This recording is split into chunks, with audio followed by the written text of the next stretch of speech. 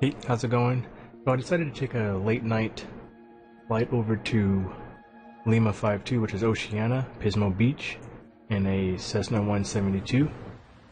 We're going to be leaving out of Fresno KFAT Airport, and be my first night flight on the sim. So let's get going.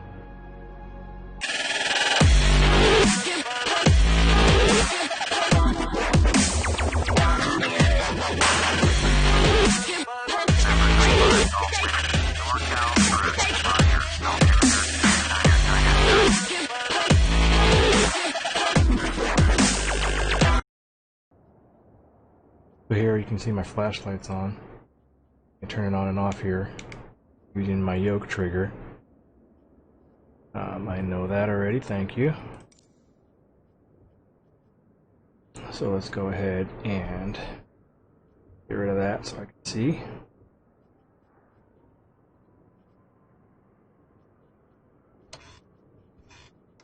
Set our parking brake. Like our fuel set to both. Good.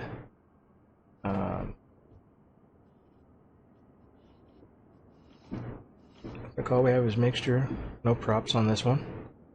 It's a baby 172, so let's go ahead and fire her up here.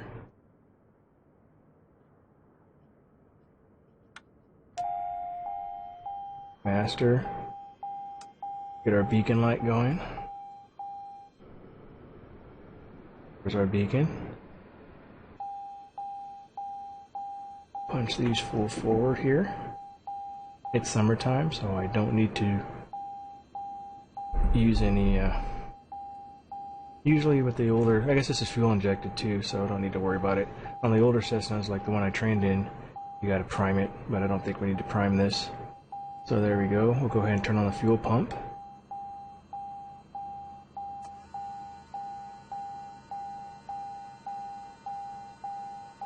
Alright. Fuel pump's good, we'll pull these back. Push this all the way in. Crack that just a touch. Then we'll go ahead and clear prop.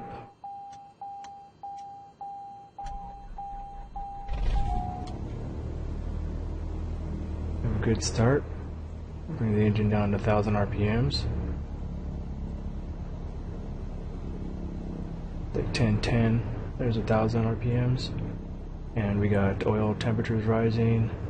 We have vacuum. Alright, we're looking good. The voltage.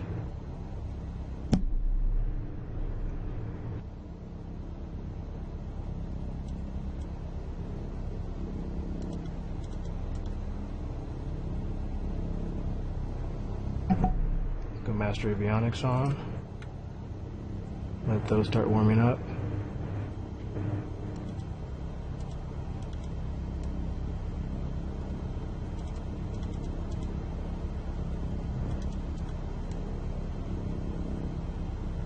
We'll go ahead and turn on our taxi light, nav light. Alright, turn this off.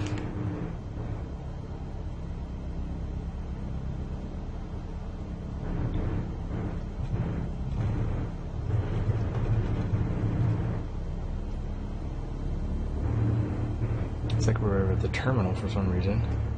I'm actually going to make a right 360 out of here. Let me go to the run-up area.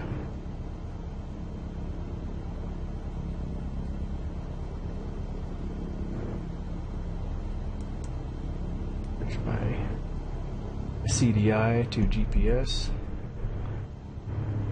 We'll set our transponder to standby. It's on standby. Back. We'll clear any alerts. It's none. Looking pretty good. Alright, let's go full brake. Turn the brakes off. And power up a little bit here. And make this right turn.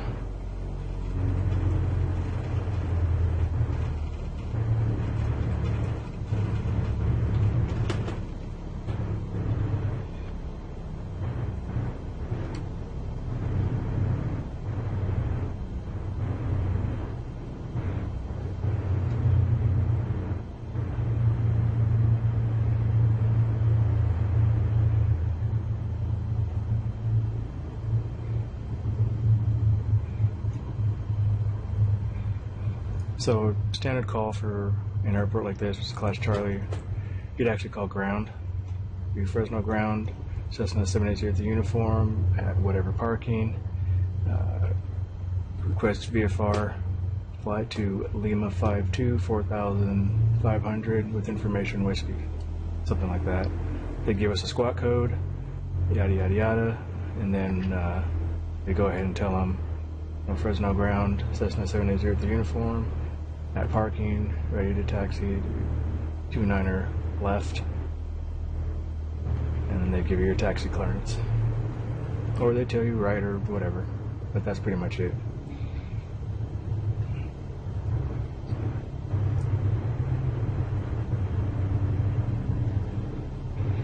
Go ahead and taxi out here. Taxi past the terminal.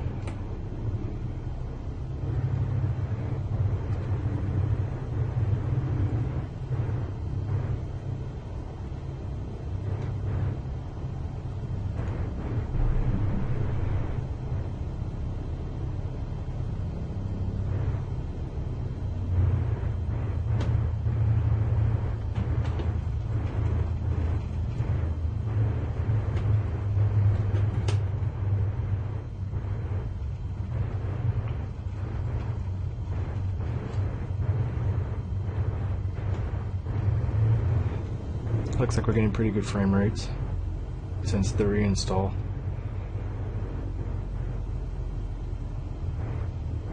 Again, like I said, I don't know if installing on C or your standard Windows operating system default drive affects anything. I like to keep all of my stuff separate, so on the original install it was on the smaller C drive. Even though the C drive is the fastest, I still wanted to keep everything separate. Let's see what we got here. One thing about simulation versus reality, signs are much easier to see in reality. So you can see it's right here is where we need to be. We'll go out here to this run-up area, right over here. Well, in the real world, it's right over here. So at Fresno, the KFAT over here in front of me, these lights wouldn't be here. It'd actually be a little area to run up. So I'm just going to actually go over there anyway, because that's technically where the actual run-up is, so you're not blocking 29er left. So this area right here is run-up area. Those lights are not accurate. They're in ground, so they're kind of accurate with their aspect of, they're there, but they're not above ground like that. So this way we can turn into the wind, other airplanes can taxi by, take off. Alright, so let's go ahead and do our run up. We'll go ahead and put on our parking brake, and we'll run this guy up to 1800. Looking good. Do our mags.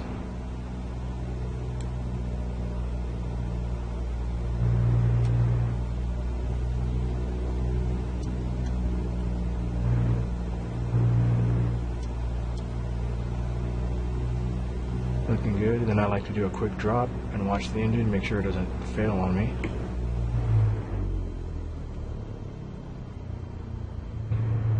Because again, when you pull power coming across the threshold, the last thing you want is your engine to quit. When you're about 50-60 feet above the runway, you don't want the engine to quit.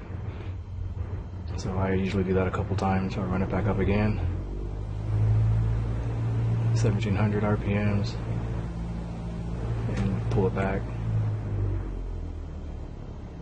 It's still running. Go ahead and push it forward. Alright, now we're prepped. This is a high wing. Don't need to worry about fuel. Gravity fed. We'll go ahead and turn on our strobes. Lights. Camera. Camera meaning ATC, so they can see us, which is transponder. Alt. And then action would be your fuel pump, but we're not going to worry about that. I'm going to go ahead and also turn on my landing lights, turn off my taxi lights, and I'm going to turn on my pitot heat because it's nighttime. There could be a cloud. We're not going to be too high, so it shouldn't matter, but I tend to like to keep it on anyway. We're doing a no flap takeoff, don't need it, and we're good to go. At this point, we change to the tower frequency and let them know. Fresno Tower, Cessna 7803 uniform, it's holding short, 29er left at Alpha, ready to depart. Remember to always say depart, not take off. A lot of people say you're ready to take off. That's not exactly correct. In nomenclature, you want to use the word depart. So again, Fresno Tower, Cessna 7803 uniform, holding short at 29er left at Alpha, ready to depart. Then they'll go ahead and say Cessna 7803 uniform, clear for takeoff, runway 29er left. And I'd repeat, clear for takeoff, runway 29er left, 7803 uniform. And again, I'm using the call sign from the old Cessna that I had. So if someone's listening to this that actually owns the Cessna, that's the reason why. Alright, heels down. And bring in the power slowly. And full power. Lots of right rudder. Airspeed's coming alive. Engines are in the green.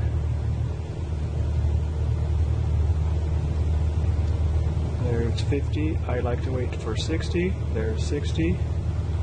And just pull it back and she'll come right off. It's a Cessna, that's what they do. Now at Fresno, once I get to about 500 feet, I push forward just so I can see over the nose, make sure I'm tracking the runway. We're getting real good frame rates since the new install on that SSD. Looking good. Alright, at about this point, you can use your synthetic vision and keep her tracking down the runway and go ahead and pull up to about 10. And you have to climb it around 80.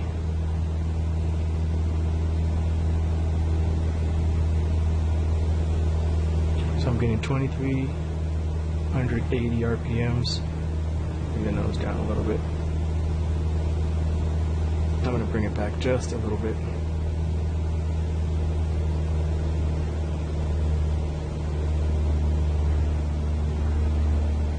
And we'll go ahead and make our turn here.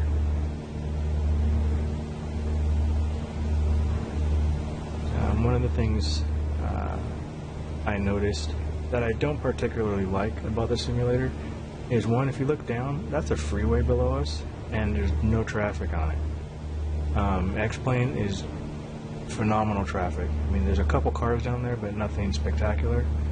X-Plane has phenomenal HDR lighting, especially with cars and whatnot. And the floating balls in Flight Simulator, I don't like at all. I think it's kind of ridiculous.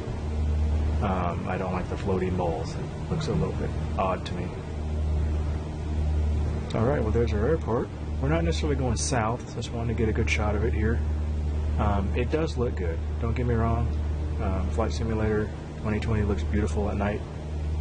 But I will say it is way more lit than in reality. I think a lot of pilots can attest to that. Black is black, and it seems like Flight Simulator doesn't want to have pitch black be pitch black. When you're flying at night and there's nothing lit in the vicinity of a light, it's pitch black. But if you look down, there's a lot of just glowiness, which isn't realistic. So if there's not a light source, everything around it's pitch black. Which is why you really have to be careful when flying at night. If there's no stars, moon, or anything, and it's just pitch, you can get spatial disorientation. Here's a freeway. There's some action on that one. That's better. That looks pretty good. I don't see any police cars though. Gotta love X-Plane's police cars. Alright, so we are headed towards our purple line here. That's what we do, is we follow the purple line. And we're going to go ahead and meet up with that and then make a slight turn a little bit to the west and start headed out. We'll just go ahead and do that now. Just a light turn, nothing too heavy. And we'll go ahead and meet that line. You see Chandler Airport off the nose to the right. Alright. We are looking good and about right there. Bring it back straight, continue climbing. We'll give more climb power here.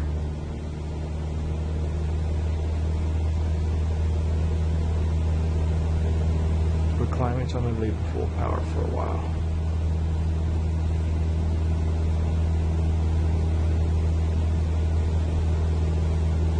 I'm going to go ahead and sync this.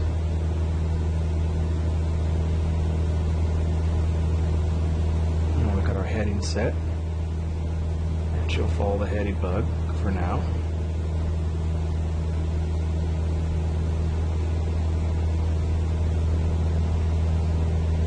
Still climbing.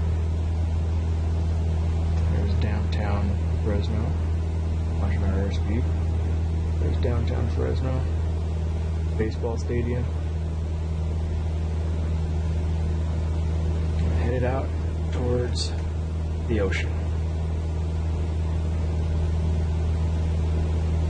And there's Chandler Airport. The one thing, again, all simulators have done this, I've noticed. Chandler only has one runway. There technically are two, but as you can see, the actual right runway is closed. Only helicopter training uses that, so we only have 3-0, and we don't say left or right, just camera traffic, yada yada yada, 3-0.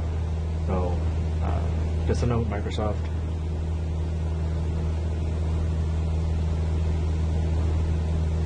Another freeway over there.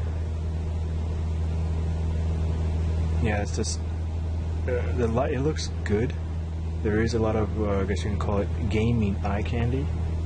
I'll check my airspeed, but simulation-wise, it's just not accurate. It would be pitch black out here. And again, this is my home airport, my home area. It would just be pitch. It's 11:50, and there's so much light out here that you can see, you know, all the way to Lemoore, which is what that is over there, those blinking lights off the left. You can't see any of that stuff. You can see city lights, but these flashing beacons, these really bright lights is flashing, and I don't like that Microsoft does that. I love the fact that in X-Plane, you can seriously get lost and not find an airport, even with Garmin, you know, P1000, you can still get lost. The amount of light, a good example is like over there, that's Madeira. If you turn the lights on, sure, you can see it from a distance, but if I just pan around, every airport within a 20-mile radius is just flashing. It just doesn't happen that way. I like the fact that X-Plane is very pitch black. That was one thing that amazed me on my first night flight and training, was just how dark it is when there's no light. But as you can see, as we look around, again, I'm using track IR. It's like dusk or dawn. It's so bright everywhere. It's just not like that. So I think Microsoft really needs to look at their lighting. Alright, 5,000, nice 400 foot per minute climb. We are headed to the ocean for some surfing or whatever we're going to do out there. My family likes to go to Pismo, so I figured I'd do this flight. It's not too long flight. It's, like I said, 11, it's almost 12 o'clock, 5 to 12 at night. Looks like we're doing well. Some housekeeping. You probably noticed I did not turn off my landing lights. The more lights you have, the better. This is a newer airplane, so it's not really going to affect anything. And let's just pretend that they're LEDs, so they're not going to get hot. So leave them on. Better visibility.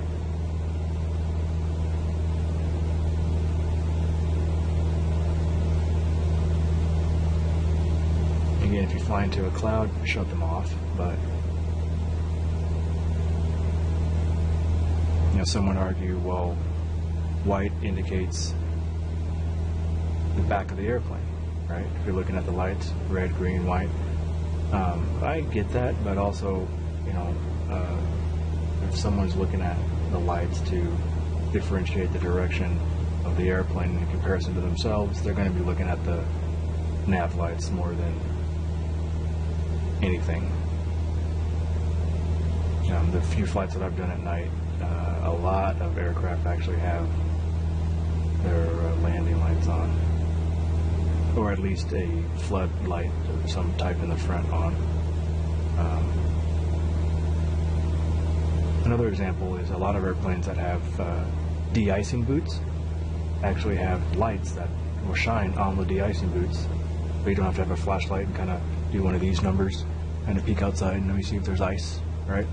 You know, a lot of people do that, which is fine, and it's realistic. I don't know, you know, but you could have lights actually on the plane. You click the light switch that says ice or icing, and it'll let you see. And a lot of people just leave those on. I would. All right, looks like we've intercepted. So we're ready to have our CDI set to GPS. We just need to go over here to the autopilot, click nav mode. There on nav. Just gonna do a little rock like they always do, and she should go ahead and track. And we have about 200 feet, 6,200, so we have 300 more to go to get to our cruise altitude. I'm going to pull a mixture a little bit.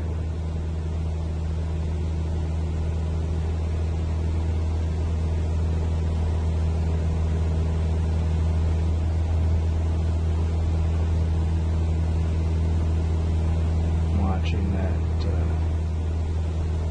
Looks like 2410 is going to be the best I can do for now. 6,300 and climbing. We've dipped down a little bit, 350 on our vertical speed, and we have 100 feet to go. We're definitely in nice smooth air. It's night, stars are out, and here we go. There's 6,500. Go ahead and hit the altitude hold, and just kind of let it level out here. Now what she should be doing is increasing speed. I can see the speed tape on the left here is increasing, so I'll wait till our speed kind of mellows out a little bit, and then I'll adjust the mixture for cruise. But oil pressure is good, oil temperature is good, vac, fuel, we're good.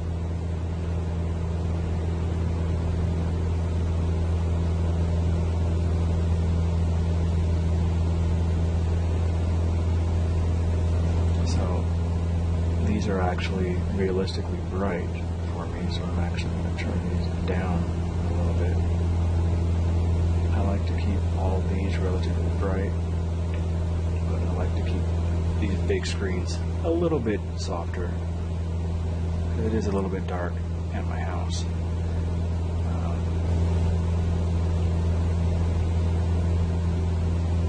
So now we're crossing over a more nice Blue Angel. Blue Devils was a drum corps I was in many years ago, but Blue Angels, nice Blue Angel video down there, where he had some gear retraction issues on takeoff and ended up having to catch up to the Diamond. Well, we're in cruise, doing a full flight video here.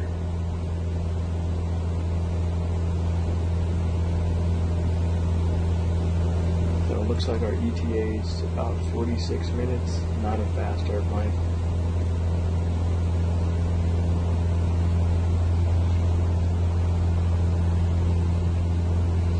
Alright, let me go ahead and adjust this mixture till we have an engine burp, and then we'll push it back.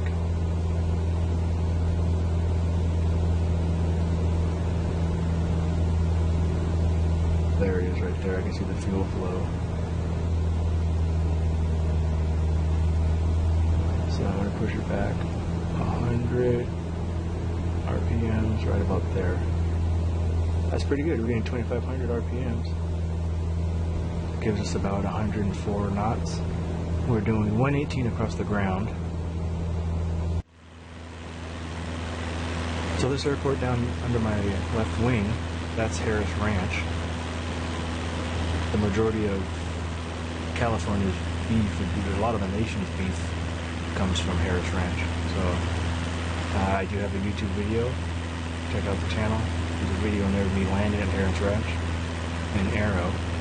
The runway is only 30 feet wide, and on both sides is just powdered dirt. So you really have to stick the landing, or you'll be really embarrassed. Great food if you are flying north or south through California on your way to wherever you're going. Plan a stop for an incredible steak. They have two restaurants. One of them is more of a bar type restaurant, bar type feel. The other one is a more formal restaurant. I know we have COVID right now, so hopefully once that's over, you guys can go in to a wonderful restaurant and have some great food at Harris Ranch. I also have a couple videos with me and Carl flying the Mooney in there for lunch. This is the first time I've actually really flown this airplane in the simulator. Again, I trained on 172 steam gauges. I'm familiar with Garmin, not necessarily the G1000. I'm relatively familiar with it, but the GTN 650, 750, the touchscreen models I'm familiar with from Carl's airplane.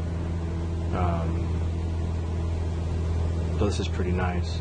And Garmin is really good about having everything pretty similar. So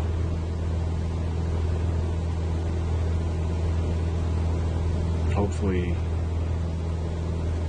with this update, I know we missed it on the 27th, I think was supposed to be the original update, but it got pushed back.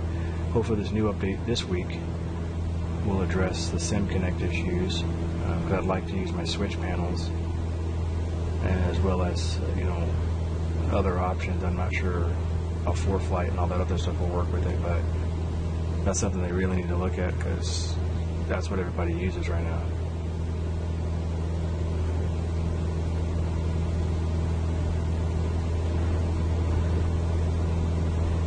There we go, it's adjusting. There we go, that's what I'm looking for. I want to look out and see a nice V. There we go, now we're in the right position.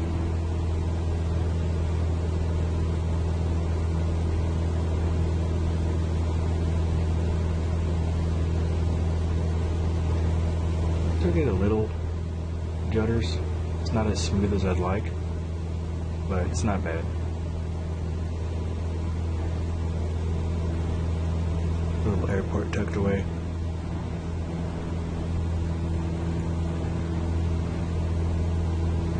If everything was pitch black, that would be pretty good representation of an airport. The blue lights are just really hard to see.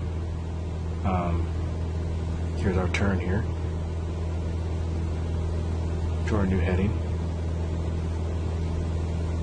just 205 on the heading bug. So once this gets set to our new heading, which should be 190, I'll sync the heading bug, and you do that just by pushing this heading button, and that'll sync the heading bug. The reason you want to do that is because if you're flying under flight following or IFR and air traffic control, for whatever reason, tells you to turn a certain direction, you can quickly switch the CDI, or turn it off completely and just use the heading, and it'll just follow. So now we're at 190. We'll sync this, and now our heading bug synced straight ahead. So let's say, for instance, ATC called and said Cessna 780 to uniform, turn left 10 degrees for traffic, something to that effect. I could just hit heading and then turn 10 degrees. And then once, the course deviation is complete, I can turn back on the nav. Getting a little bumps over the mountains here. I like to use real world weather, and I also have real world traffic on right now.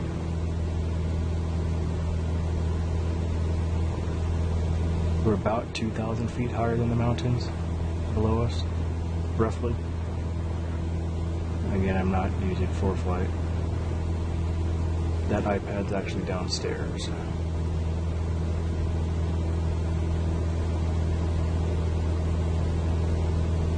So straight ahead is Paso Robles. I'm going to head towards that waypoint.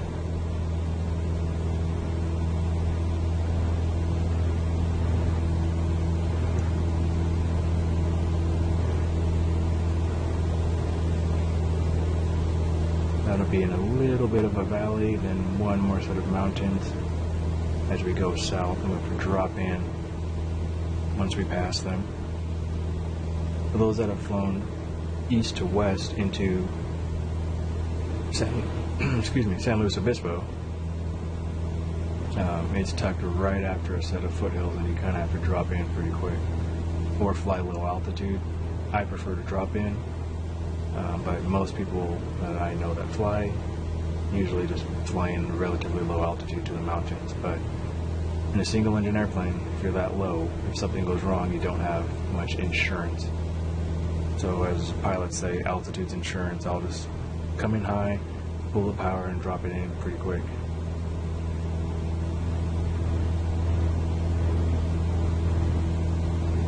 Getting some nice little bumps here. I do like the head movement that Microsoft implemented. You know, we don't have to buy head shake or whatever. We use a plug-in. It's pretty nice. Although I've seen some people complaining about it, it's fairly realistic.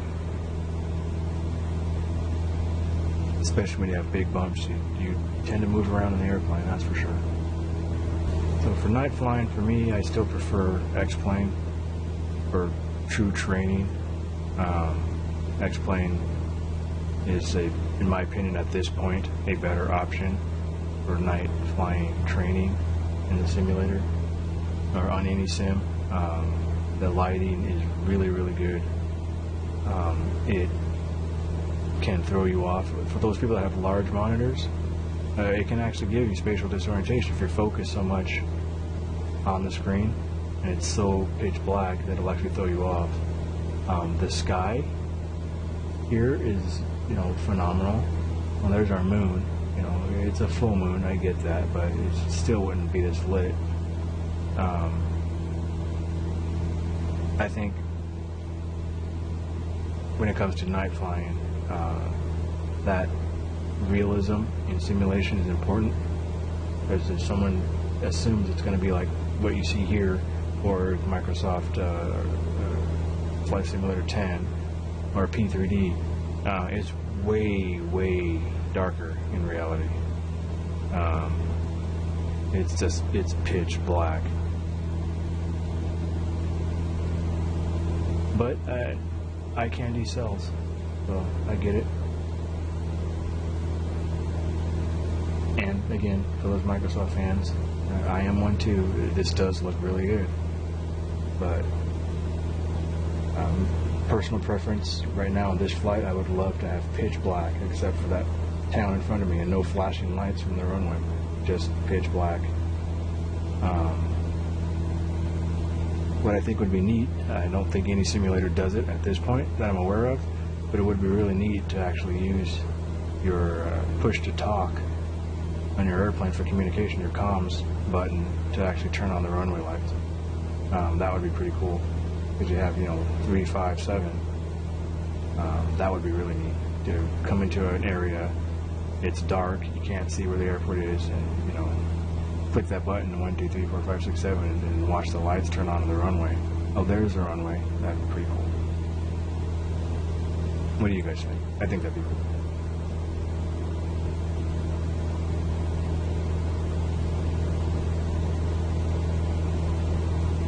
So if anybody's a real pilot that does the simulator,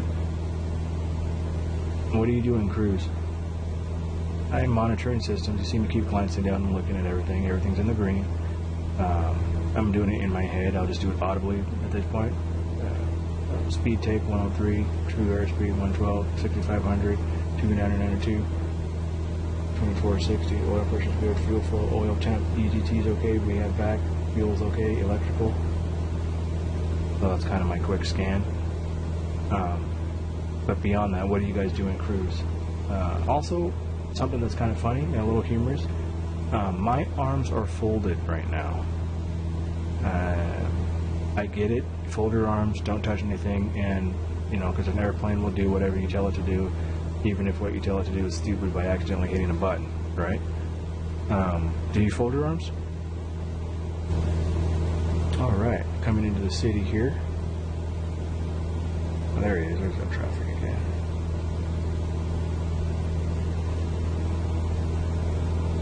We got another turn coming, which will make another turn to the left. Here, zoom in a little bit for range.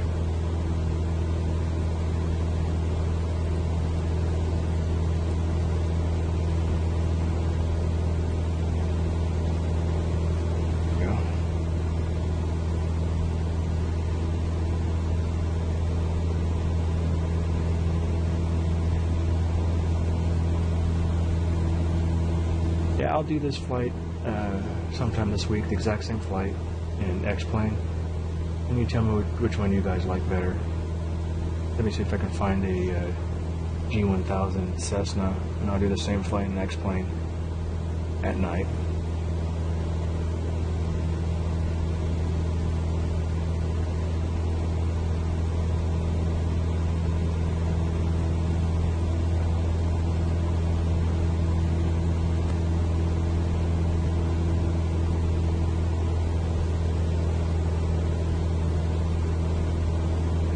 Good. RPM's good. Fuel flow, oil pressure, oil temp, EGT vac. Fuel is on full. We have production. Looking good. There's a left turn. We're going to be turning to 163. And again, as I said before, I'll wait until we're established on the GPS track, course track, and then I'll sync the headed bug.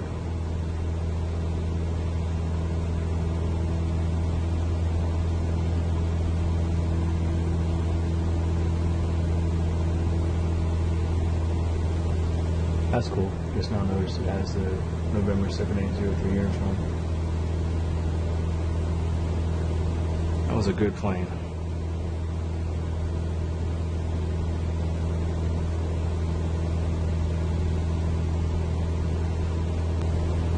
Alright, we're past Queso. I'll go ahead and shut off. Pitch down just a little bit.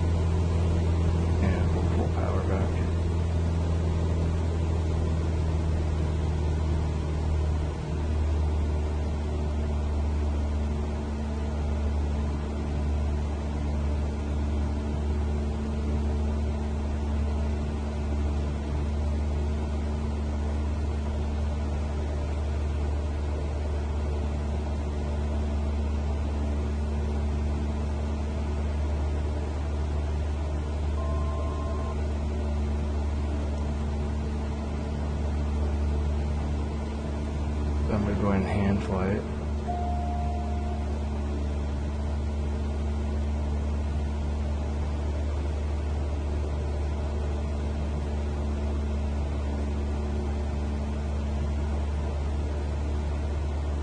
Because I'm actually noticing the autopilot is doing its buggy thing again. So we'll just hand fly. Using our synthetic vision, we can see our mountains and the flight director running.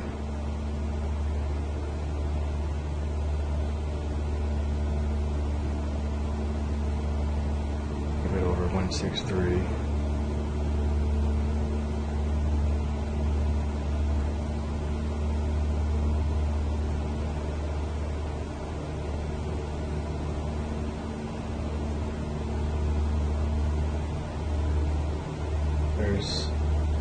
Okay, Saba. That's what I call it. We're headed off this way.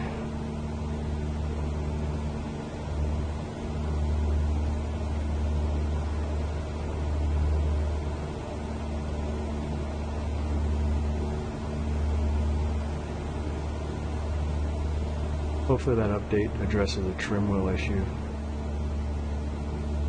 as well. Right now I'm fighting the trim. The entire time I've been talking, I've been spinning the trim wheel down, and it's just not going down.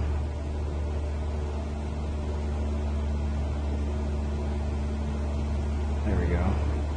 Finally. There she goes. Wow, almost 2 minutes of turning the trim wheel before it finally starts trimming down. There's slow trim wheels, and there's that is seriously slow. And remember, you want to keep your eye on your mixture. You don't want to pull too much gas and have your engine run out. Just about out of these mountains here. Now this airport is right on the water, pretty close to it.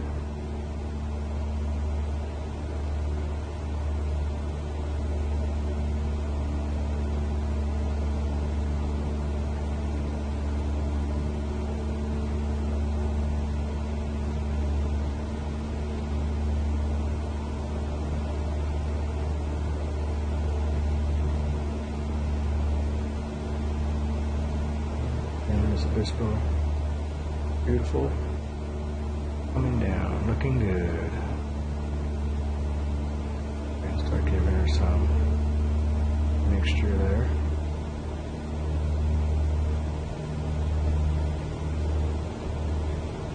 You don't want to go full rich quite yet. You don't go full rich until you're under 3,000 feet.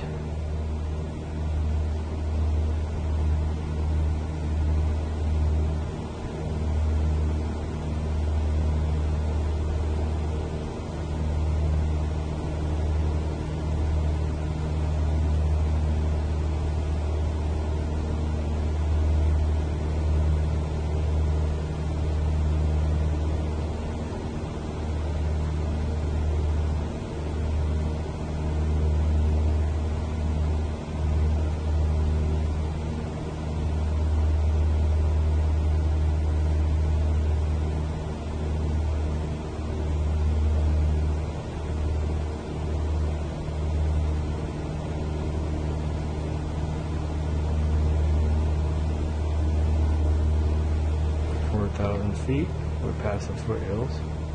We can descend now pretty rapid. Full power.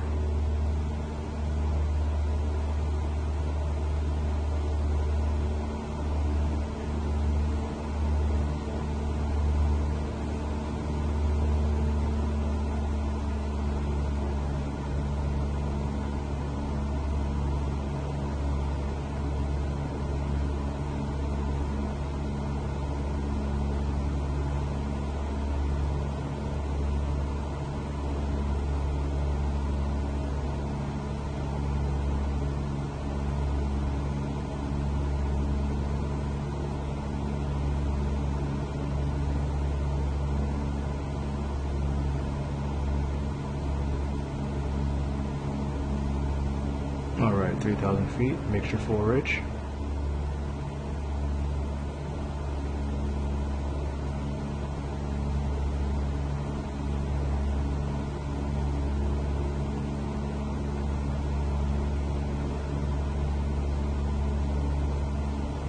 It will go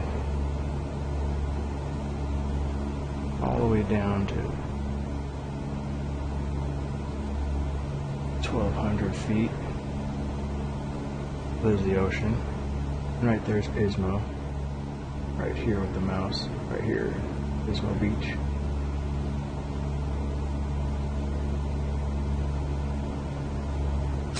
$2,100.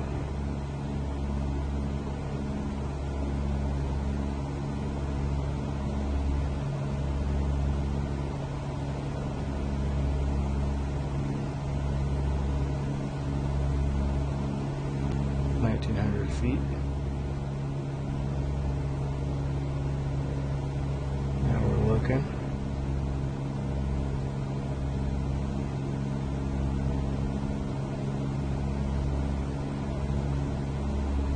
$1,700.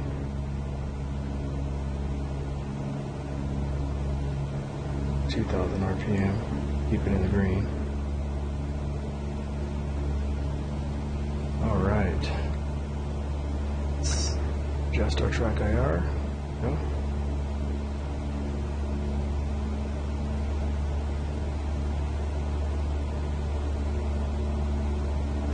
I'm going to zoom this in. Gosh.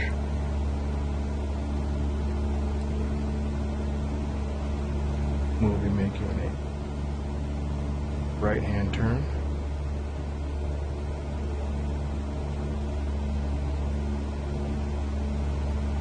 I should see it over here. Not there it is, I got it. Right here.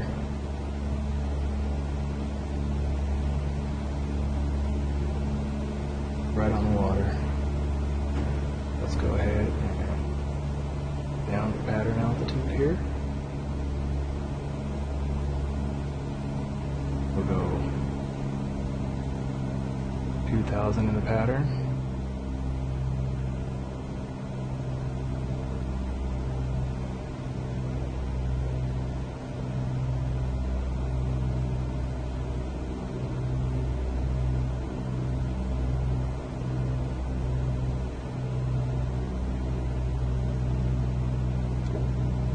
One notch flaps. More power.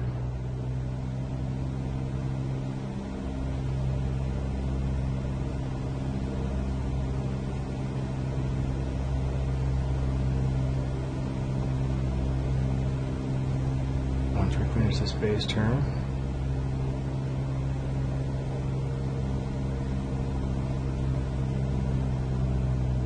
at 1,500 RPMs.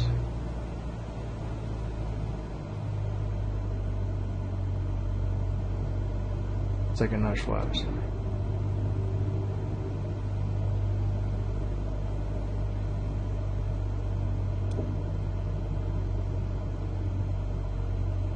Third notch flaps.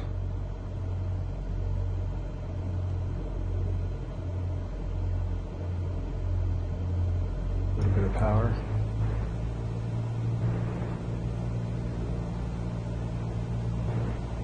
A little bit windy coming left to right.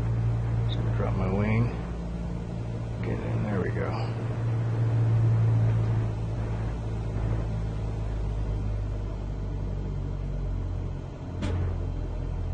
Power out. Transition eyesight down to the end of the runway. Just hold it.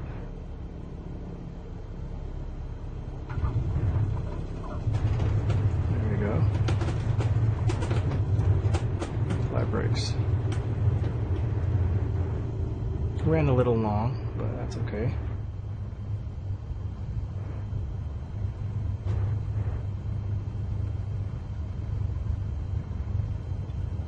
Alright, welcome to Pismo.